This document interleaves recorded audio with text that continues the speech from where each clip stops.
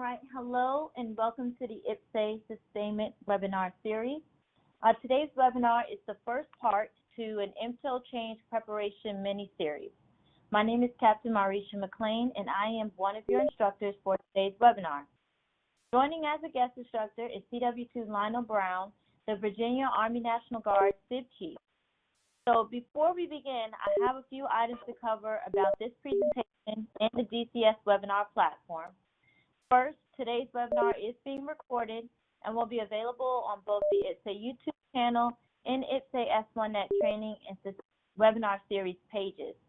Second, if your DCS connection drops during the webinar, please just close your browser and use the provided DCS link to reconnect. Next, your microphones and phone lines are on mute, so you must press 0 in order to speak. Expect a 1 to 2 second lag when speaking. If you would like to download parts of this presentation during the webinar, please use the download icon located below the presentation window. And lastly, please don't hesitate to post your questions and comments to the public chat panel so that we can answer them and discuss what you've posted throughout the session. In addition to live responses, all the questions and their corresponding answers will be posted with this video to the IPPS-A YouTube channel and to the IPPS-A S1Net training and webinar series pages. Your questions and feedback matter as always, so please share.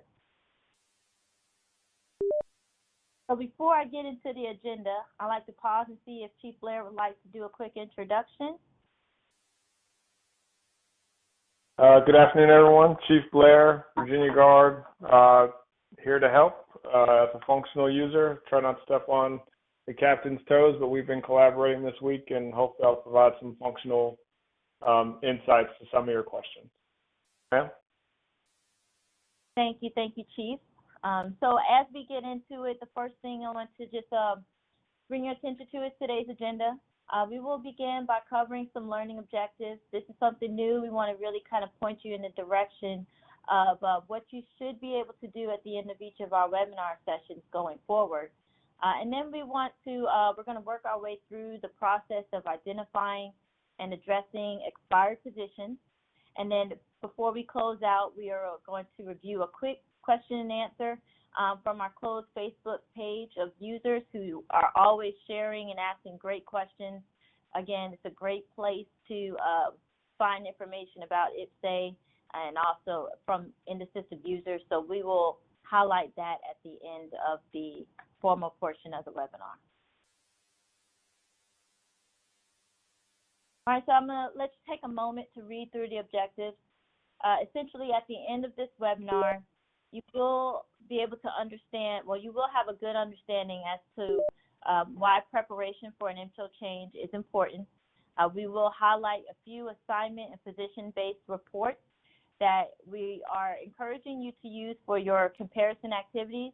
But however, in today's session, as we listen in the chat, we're going to be primarily focused on the assignment detail report. So now's a good time to go ahead and pull up your unit's ADR for today, or maybe just do a quick download now. We have the steps listed in this particular brief, so we'll cover that if you're unsure. But essentially, the other ports that we're going to talk about today, we're going to discuss them briefly, but primarily deep dive into them in other sessions of the mini-series. And then lastly, this session is part 1 of a currently 3-part series. So although most of what we're going to cover today is going to be static, you're going to see a lot of slides and PowerPoints and screenshots. Going forward, it will be more interactive, and so we're going to be encouraging you to, have reports of your unit data or follow along within IPPS-A so that we can, talk about the things that are unique in the scenarios that you're seeing so that we can kind of make the message stick as a collective group. So here's the bottom line up front on why preparation is beneficial. Listed in blue are, 2 key positives that come out of proper MTOE change preparation activities. And below that are examples of challenges that you as an HR professional will have to face if you decide to do nothing.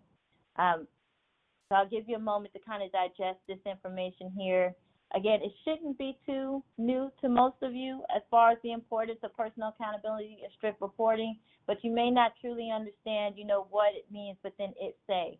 So that authorizations that's listed there at the bottom, not taking care or doing the proper steps to make sure soldiers are assigned to the right positions within your organization will throw those numbers off. And that's a significant challenge if you have a large number. So I'll pause for any questions or comments on this slide right here. So, Chief Blair, I'll throw in a little extra on the third bullet point, if not completed. Unit shortage of authorizations. Currently, your state has aviation assets. Most aviation organizations have detachments that are split across the 54. Positions won't move unless the position is what they call unencumbered or not occupied by a soldier. So if we don't manage, let's say a position is supposed to come to Virginia from Hawaii, until that soldier is moved out of that position in Hawaii, Virginia is short of positions. That means no writing of bonus contracts, throws off my authorization counts, etc. Detachments, a detachment ultimately has its positions from its main company. Same issue. You need to unencumber the position at the main body so the detachment has its positions and vice versa. And then interstate position moves.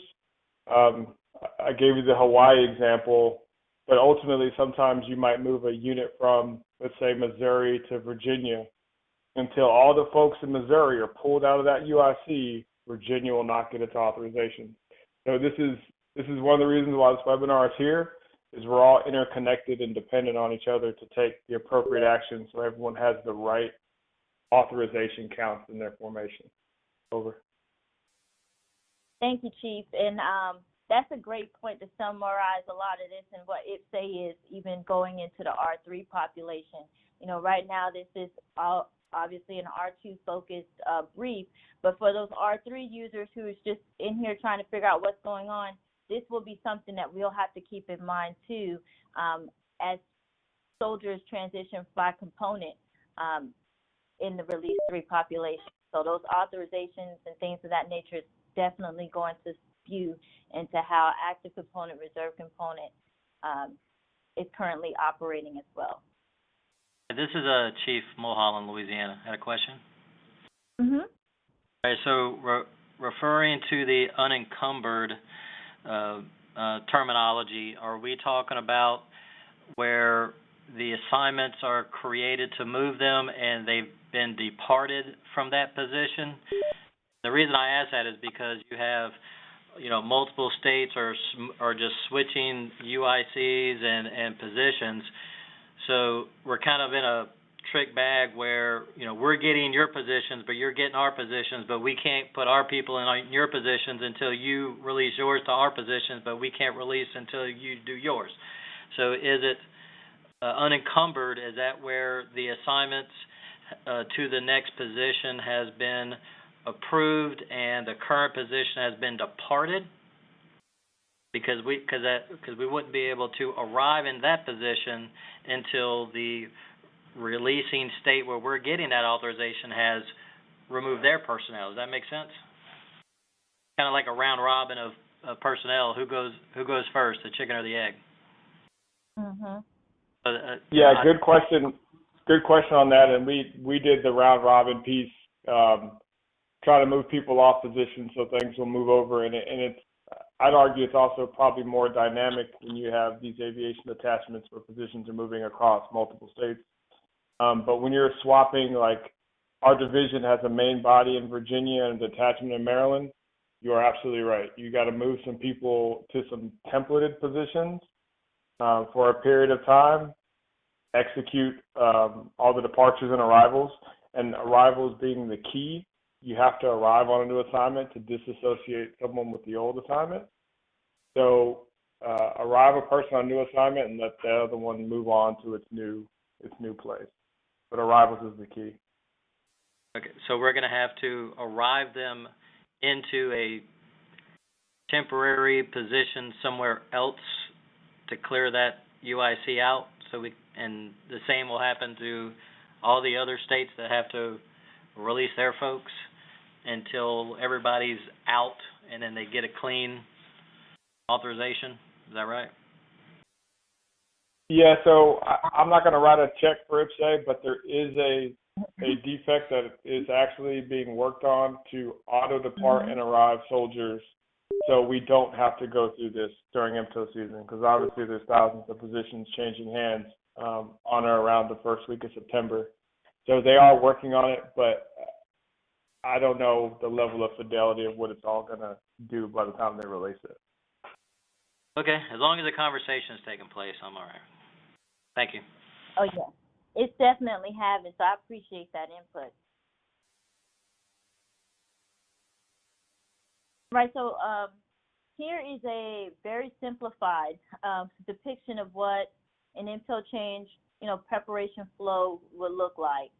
So again, although this is presented in a linear fashion, based on your echelon, you might be focused on different parts of this chart more than others. The end state here, though, is that you're using the reports and the other IPPS-A means of identifying assignment needs, and that includes the maintain position staging table to baseline your organization.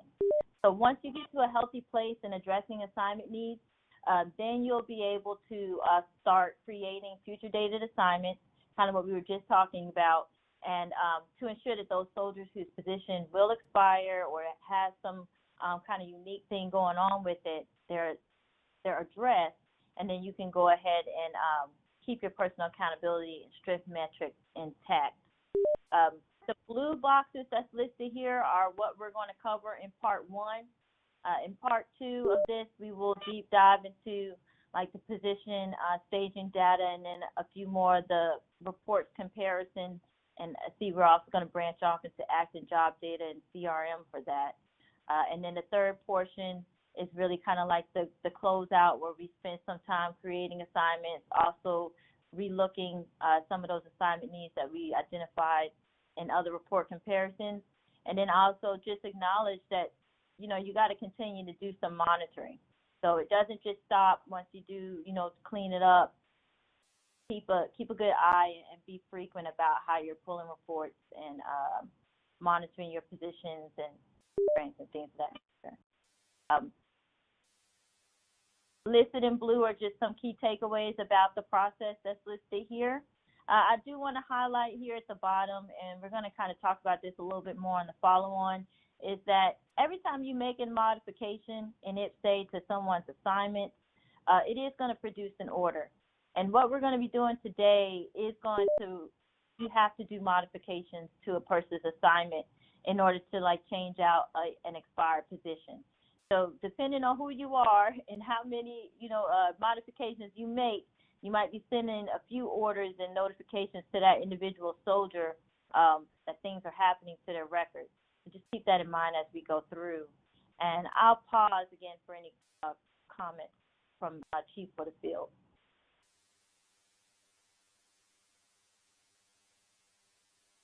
That's been heard. All right, so listed here are some assignment and position related reports that we believe you should be aware of. Again, today we're going to primarily focus on the ADR that's listed there in blue. So again, go ahead and pull that report if you haven't already. The first 4 of those should be at no surprise to most of you. You'll probably already have that into your built into your battle rhythm to review on a regular basis. But these last 3 here, Chief and I were talking about these earlier, and we kind of believe that they're hidden gems that we should all kind of take some time to dive into, especially prior to part 2 of this mini series that will take place in July. These 3 reports are located in ACT. They're under the assignment reports module of ACT, and you should just check it out to see what kind of position changes are happening, because there will be changes that you'll see. Maybe like the position will move to a different state, for example, but it's not inactivating. It wouldn't show on it wouldn't show on the ADR. So you'll have to kind of look at those other reports and again compare them to find out what's really going on with the assignments and positions within your unit. But I'll give you a moment to digest and pause for additional comments. All right, so this slide brings us to the main portion of today's webinar, which is essentially identifying expired positions and then addressing those assignment needs based on the scenario.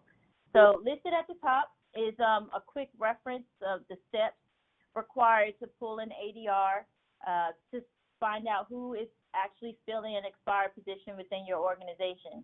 That list should not be a huge list, but there you will find some, and then keep in mind the ones that you find based off of the method or the scenario, you may not be able to take care of it yourself. And that leads us down to the second part of the slide is determining the appropriate action.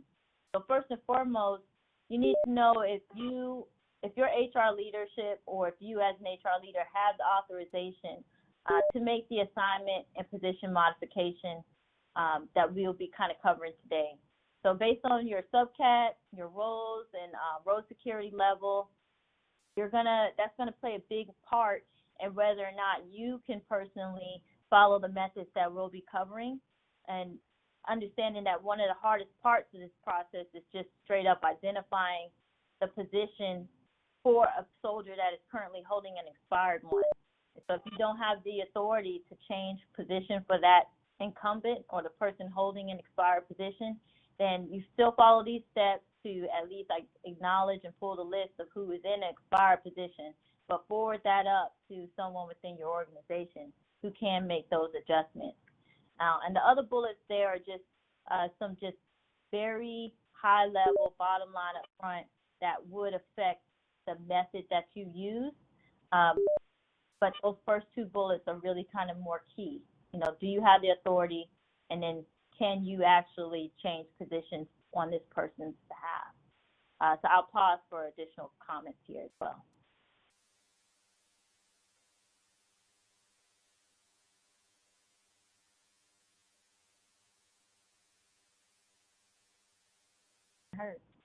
So here is the first little screenshot. So the top part is a portion, a slice of ADR.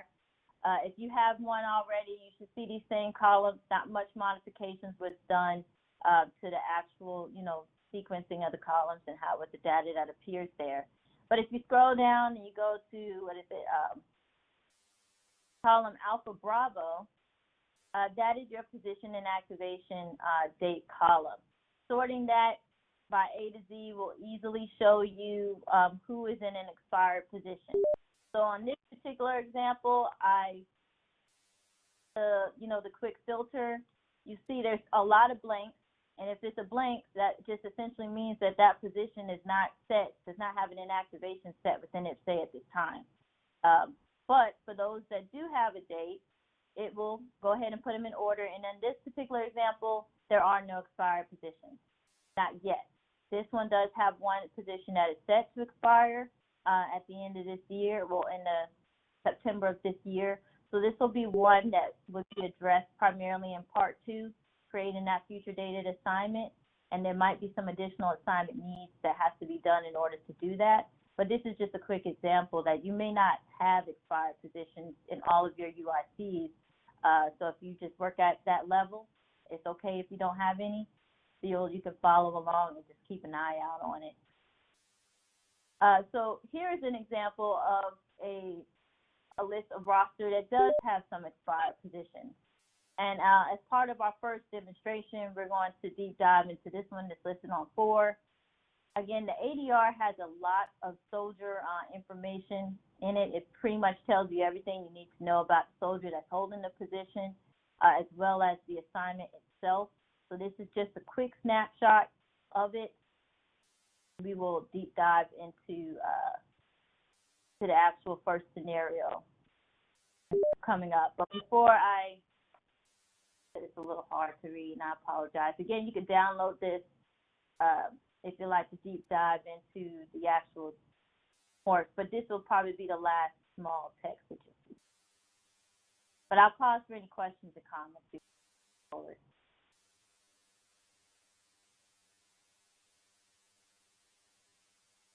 All right, so our first scenario is under the model of expired position.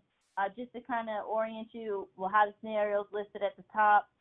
So this first part is the type of soldier that is holding the position. So this soldier is an MJ soldier, so he doesn't have any active temps. And the expired position is on the soldier's perm assignment. So you see the parentheses, that's what it means, the type of, soldier that's holding the position, and then the assignment type that the expired position is on. So in this case, the position actually expired before the soldier's assignment begin date. So most likely this potentially could have happened during the cutover season. That was my assumption, because right now it says it's not supposed to allow you to select a position if it's expired. So this is most likely a cutover issue that just that's been a little tricky. But down here are the resolution steps, and listed in blue is basically the bluff of how you could resolve this problem. This little screenshot, again, it's hard to read, but it's just a regurgitation of the soldier's record. All this information is located on the ADR, and you can use the ADR instead of actually going into ACTS to look at it, but just wanted to get the visual. So now, and then before we move forward, I also, again, want to recommend that HR Pro Plus users with the auto-approve, auto-arrive, in most cases, this is the population of people that should probably be making these types of adjustments. Reason being, they'll most likely have the row level security to modify both the perm and temp assignments as needed, but then also to just ensure there's no gaps in the assignment process, not assignment process, but the date that things are taking place. So this is a perm, so it's not necessarily easy, but this is probably the least complex portion of it. So step one is identifying a position. Again, do you have authority to make the position change, and do you have the authority to determine what the new position should be for this person? So in this scenario, we are looking at a captain, and we're using the position vacant search in order to locate that position. So here's the navigation to that module. Essentially, the position vacant search just allows you to search for a position within a time frame. So the nice thing about it, you have to select a business unit, so you have to start off with that identified. Then entering AUIC, you can only search by one at a time. So in this case, you're going to be looking at the soldier's current UIC. And then you can select the begin and end date and any other job fields to narrow your search. Although it is recommended to only put the begin date, that way you get kind of the max results. You will get results that show you what positions are available for slotting within that time range that you're selecting. So here we see, first you start off with some standard excess, then you kind of see a variation of different authorized positions. The position that the soldier was holding was a 04 position. It's not listed here, and there's nothing like it listed. So again, you have to validate where to really put soldiers, so some external discussion may have to take place before you just slot them in a standard excess slot. In this particular scenario, I have the standard excess listed to complete the transaction, but that may not always be what works. So that's what's going to add some complications to this process. I'm going to pause a little bit and see if anybody has any questions thus far. This is a tool to kind of help you. The vacant position search is a tool to help you identify positions quickly without, waiting till you get to the assignment creation process to do it. And also of note, the search results here will not show you frozen positions. So if you have a position that's frozen, it should not appear in this range. I'm going to pause for any questions or comments.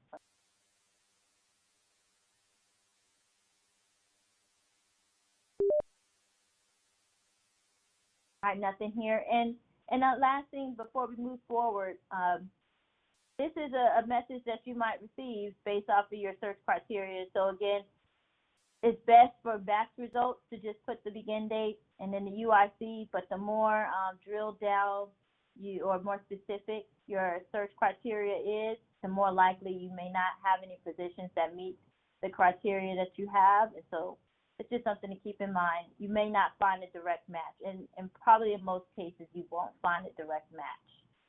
You may have to do some additional research to see if someone else needs to be moved out of a position in order to move forward. All right, so going into steps 2 and 3 of 4. So in this particular case, you're going to go to the soldier's arrived perm assignment. This is the assignment that has the position that is expired on it. And you're going to revoke arrive. So by revoking arrive, it won't automatically re-arrive you to your previous perm, but it will show you as being departed on the previous perm and show the new assignment or the assignment that you was initially on as just sitting as approved. Once you have revoked arrival from the assignment, then you can make modifications on it. So this kind of shows you the different options that you have based on whether the soldier is in the position or not. So first step, revoke arrival from the perm. And second step, you want to go click modify assignment. And next, just simply go in to change the position. So again, this position was expired before the assignment begin date. So essentially, this person should have never been assigned to this position because it was inactive before the assignment even began. So we're just going to simply replace the position in this scenario. We're using a standard access just for the sake of this demonstration, but again, that may not be the best option for your population. A new change to the system is when you change out of position, you want to take note of the projected end date. In most cases, it's going to change to match the end date of the soldier's assignment, the soldier's position, or either the ETS or MRD. So that date is most likely going to change. If you don't want it to be extended out, you'll have to manually make that change to bring it back to what it was.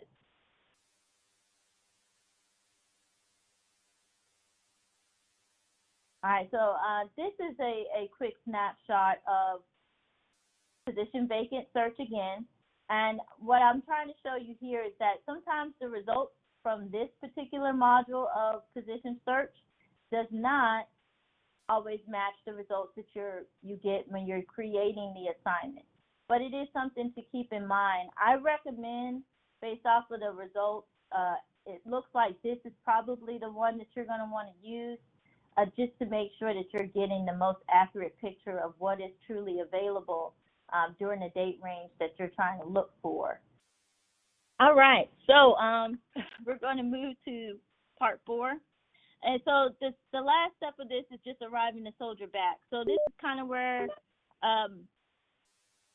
it can get a little tricky if you're not paying attention to the arrival date. You're looking at this is an assignment that was arrived back in January 2019. And so obviously if I went in today and tried to arrive the soldier back to the assignment today, there would be a gap.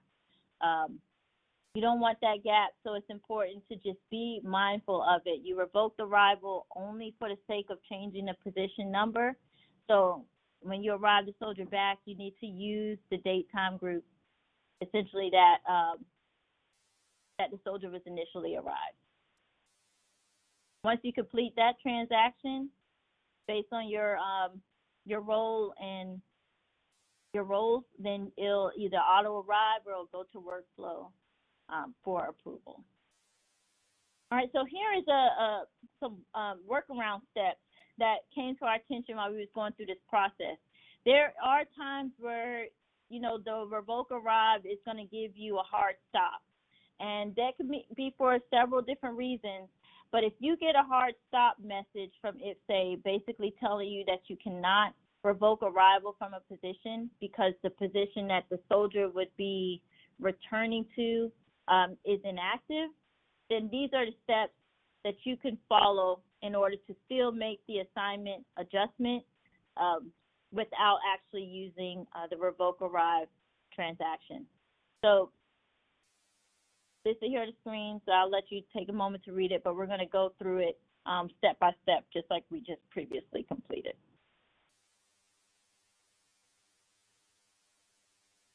And this is absolutely a HR Pro Plus recommended user solution, primarily because of step 4, that historical correction mode being used.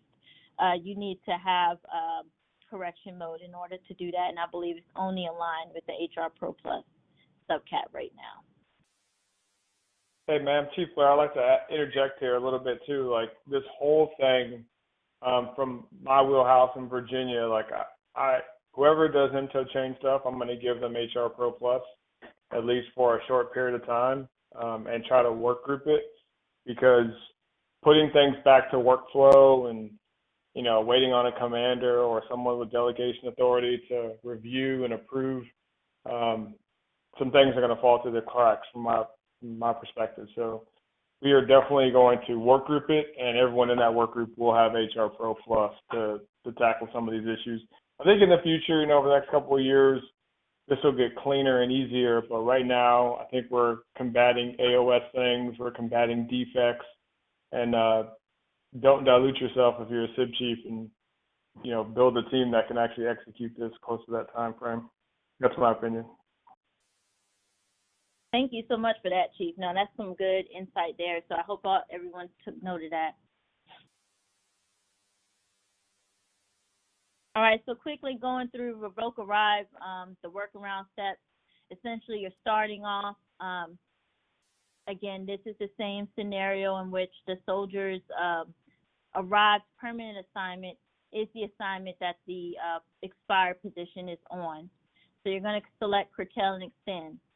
Now, the step here is that you want to curtail the projected end date to like the day after the assignment started. So here you see in this example, the begin date was on 1/15/2019.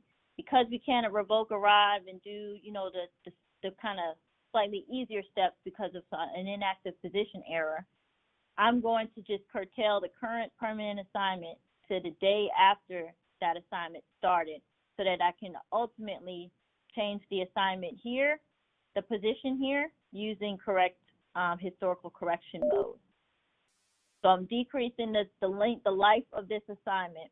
Once I've curtailed it, an order is going to get created. So again, be mindful of the fact that orders are being created and generated throughout these different modification steps. Part 2 would be essentially just creating a new permanent assignment beginning the day after the last one stopped. So permanent assignments have to be consecutive by date. So this one would start on the 17th of January in this scenario. And then you'll just be using, though, the position number that you identified in the previous step as, the proper position that this soldier should be assigned to in general. Again, based on your roles and subcats, it will either go to workflow or not once completed. And then the last step of this process is once you've arrived the soldier to a new permanent that has the new position number, you're just going to go back into historical correction on the recently completed permanent assignment and make the modification there. Once you make that modification, you press save, and essentially you're done. That's the workaround steps. It works best for permanent assignment cases. If there's, as we get to the temp scenarios coming up, if there's any users who've done something similar to this for a temp assignment, definitely hop on the line, share your experiences or challenges, and we can make sure that information is presented with the group. So I'm going to pause for a couple moments for any questions or comments and check out the chat panel. Since Chief has to run, he'll be in the chat. So that's a great question in the chat panel about how to gain access. So your G1 is either going to have to give some members of your team access as HR Pro to pull some of these reports, or you're just going to have to find, a good way to integrate them into your work group so that they can provide that information to you as frequently as needed. I'm going to pause and see if any of the other SMEs and state leaders on the line, if they've kind of cracked that problem set of bridging the gap between the G3 and FM when it comes to MTOE prep? In their MTOE changes. So for most of the states, this would be a lot of states, it'll be their first year with MTOE changes. And obviously it stems from AOS, right? I mean, that's the feeder, that's the authoritative source. I know for us in Michigan, they've moved me down into the G5 with the FIRO to start wrangling some of this stuff, and the process that I'm looking at and getting involved with some of the MTOE changes. It's not future ops as far as what's the new force structure type we want to get. I'm simply using AOS. That's pure, and that's what they have. That's what they're responsible for. I'm using AOS pure. I'm looking at the billet report that we're currently using and authorized today, and then I'm looking at, right now I'm pulling 1 October, and the billet report for that date and doing a comparison of FMIDs, paragraph, line, position title, position grade, for every position between current billet and the future billet to find the mismatches, which will then isolate what will be pushed from AOS. Regardless of what happens in IPPS-A and loads and things like that, that's the authoritative source. So, I don't know, I'm somewhere around 1,600 changes, be it just a grade, be it just a position title, or maybe potentially the loss, the loss or gain of an FMID. And they should drive the train from the AOS end. Answer, man. Thank you, Chief. I wanted to also address another question in the chat about historical corrections. What corrections am I making if I already changed the arrival to the new effective position?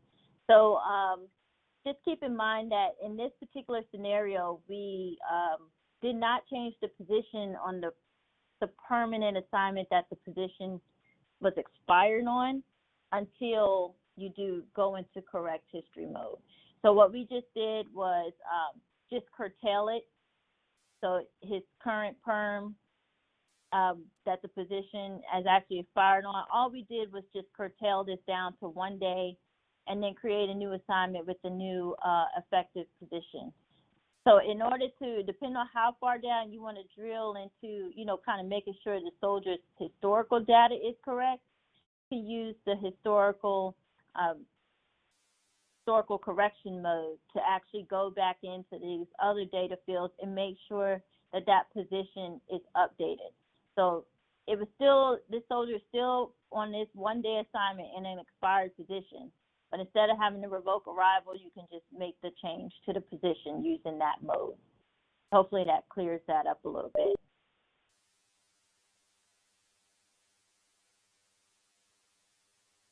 Now, these next 3 slides are just kind of some one slider. We could talk through the resolution methods if anybody has a question, but it won't be snap by snap like the last one.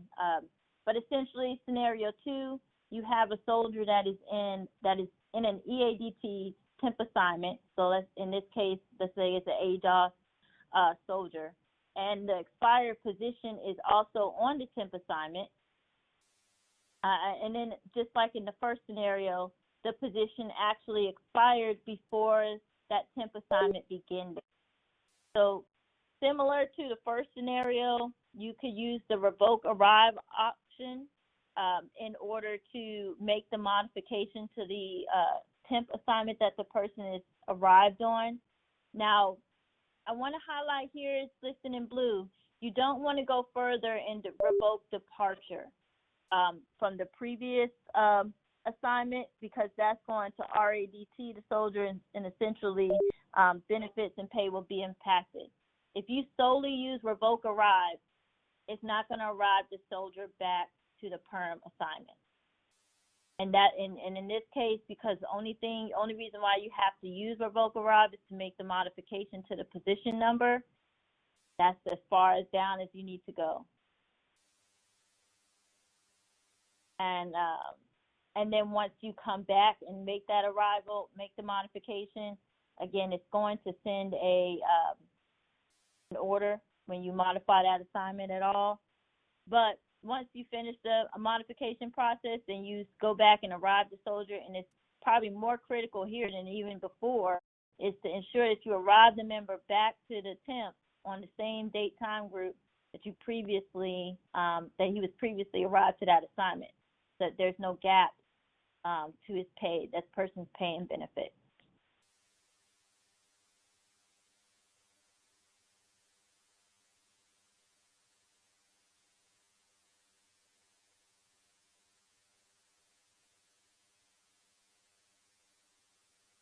All right, thank you for the conversation in chat, clearing up that question. That is a huge point. If you don't make the historical change to somebody's position, what's been listed here is that the expired position won't turn on.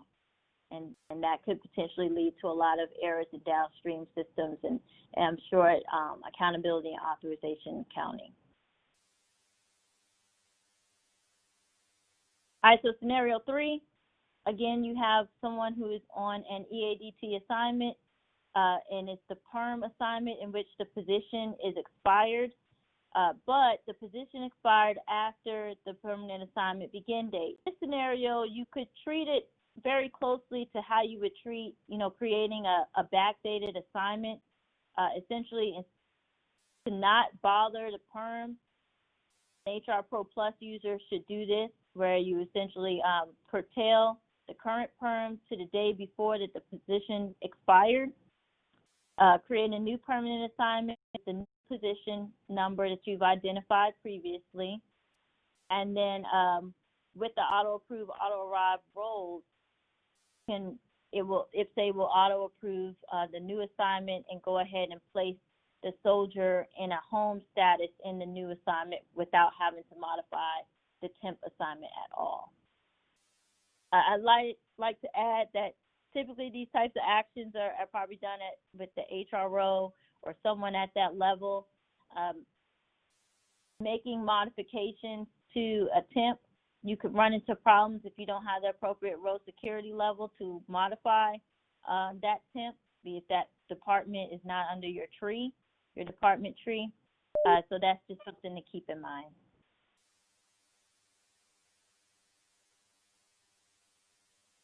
All right, and the last scenario that we're going to cover today is another EADT. You have a situation where the permanent assignment is the assignment that the position is expired on. And in this particular case, the perm is also, but the position expired before the permanent assignment began. So it's similar to the first two scenarios, except this person is on an EADT. So again, you don't want to modify the EADT to try to address this permanent issue. So you're really going to follow similar steps to what you followed for the workaround, where you are going to curtail the current perm assignment to 1 day after the begin date. Essentially, you're just trying to make that assignment 1 day. You're going to create a new permanent assignment with the new position in it. And then once you finish that process, use correction mode to correct that erroneous 1 day assignment now that has a position number that's expired.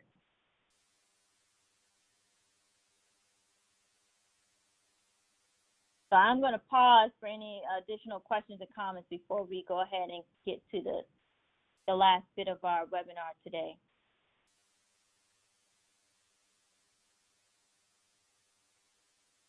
And these slides, if you haven't already, you can download them now.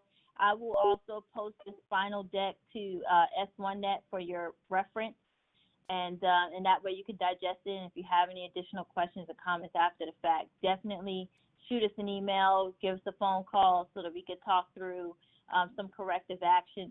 This is a very simplified, process of these scenarios, and so there are going to be some places where following these steps aren't really going to work. You might have to submit a CRM ticket because it's just so bundled up that you can't do the action at the user level, and that is okay and that is expected. This is just a guide to just help you kind of fix or address the mass majority of what we expect to be the mass majority of dealing with people that's in expired positions, changing those out.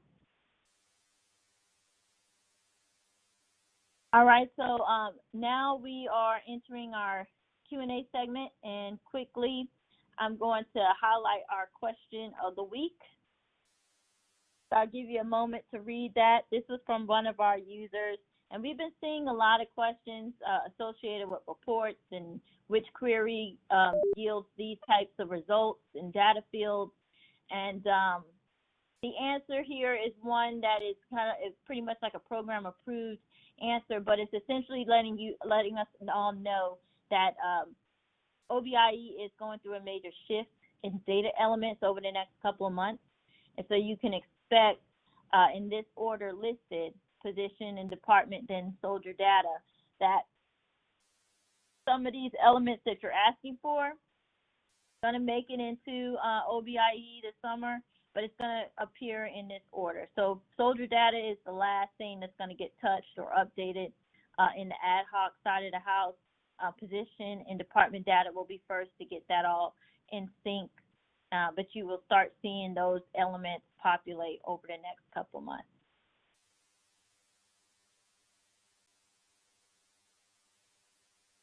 So before we close out officially, I want to pause for any questions, comments, or special requests.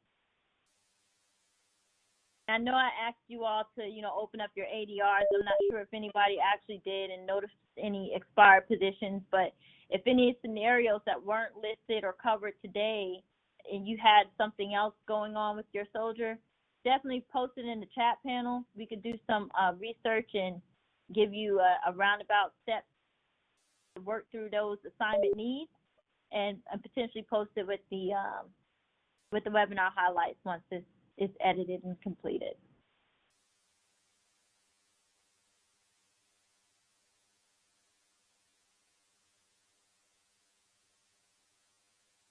All right, nothing heard. So this is a snapshot of our guides and webinar series resources. As a quick note, the webinar series, we will be going back to a bi-weekly schedule starting in July. This schedule change is really just meant to open up the training calendar for more upcoming R3 focused training opportunities, and this will include R3 familiarization training. We have a data correctness and BI and analytics campaign that's going to be kicking off this summer that will be yielding some live events on a frequent basis. And then we're also going to start highlighting system functionality more into 2021 as that is developed and available, well, not available, but developed for use, and so for demonstration purposes. So you will see a lot of new training initiatives coming out of the program. We encourage you to dial into as much as you can. The webinars will continue to be a recorded resource, but some of these other events may not be recorded. So participation at the date time group that's scheduled is definitely going to be encouraged. And so for those who hung out with me, still on the line with us today, if you would just take a couple moments to respond to this panel. Question 1 and 4 being the most important, especially as we go back to a bi-weekly schedule. We're going to have to be a little more intentional about picking our topics and really making sure we're addressing what you need to know when you need to know it. So please take a moment to respond to this quick webinar summary.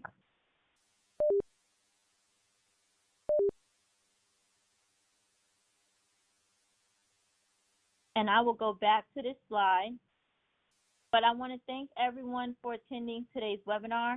I will keep the conference line open for an additional 10 minutes so that further comments can be added to the chat panel.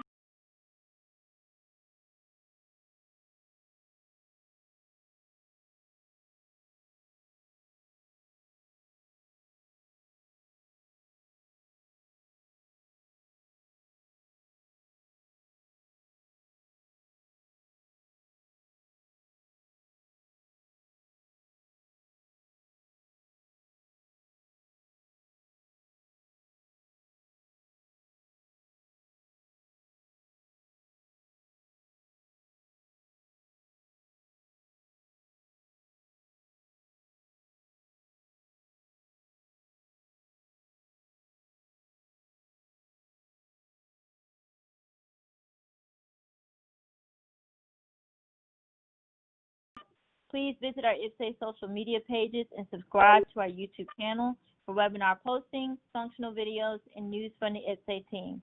Thank you all for joining.